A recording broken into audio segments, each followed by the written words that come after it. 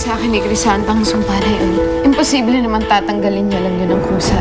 Kaya paano nawala ang sumpa sa akin? Para makasiguro tutupad ka sa usapan, sa'yo ko inilipat ang sumpa ng akin para hindi mo. Dinala tayo ng aking saglit kung saan na kinaroroonan ni Crisanta. Kuya Romano! Malis ka na! Bilis! Kaya mo pong nalawang gabi ni Romano rito. Romano, ikaw ba yan? Ay!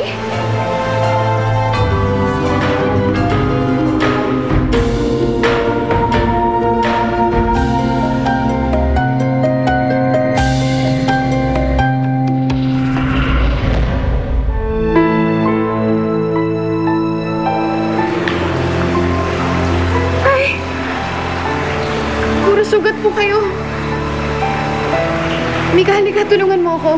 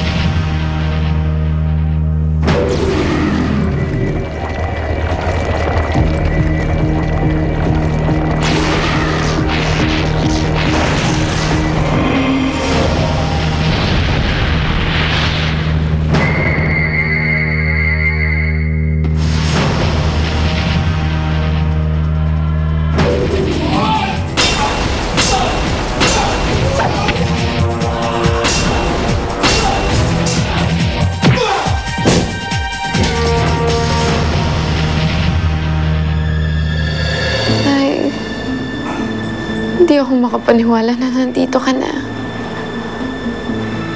Akala ko wala na kayo. Akala ko patay na kayo. Nay, Tay, huwag niyo akong iwan. Kailangan ko kayo. Pero nandito na kayo, Inay. Magkasama na tayo ulit. Ate Romana, hindi ka ba nagtataka? Bakit bigla-bigla na lang bumalik ang iyong ina? Matagal na siyang wala. Pero bakit ngayon bigla na lang siyang sumulpot? At ang mas nakakapagtaka pa dyan, bakit alam niya itong sanktuaryo? Mika, alam kong nag-aalangan ka sa kanya.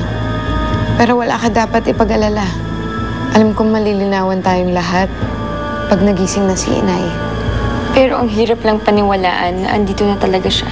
Alam ko, pero mas marami naman ang mga nangyari na mas mahirap paniwalaan. Naalala mo, akala ko din na wala na si Itay. Pero mali ako. Baka yun din ang nangyari kay Inay. Nakatakas din pala siya kay Elvira.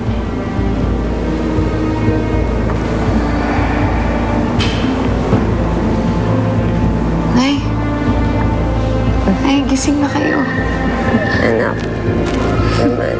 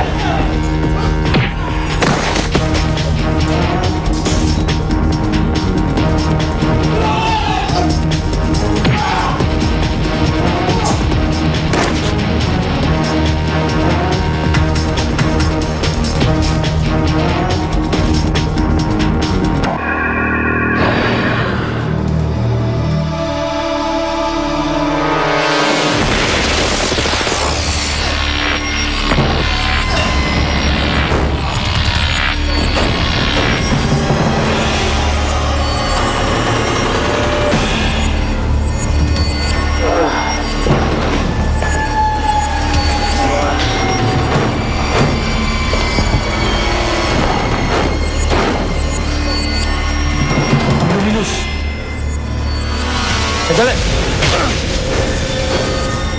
Hindi basta-basta nakahawakan ng Luminous.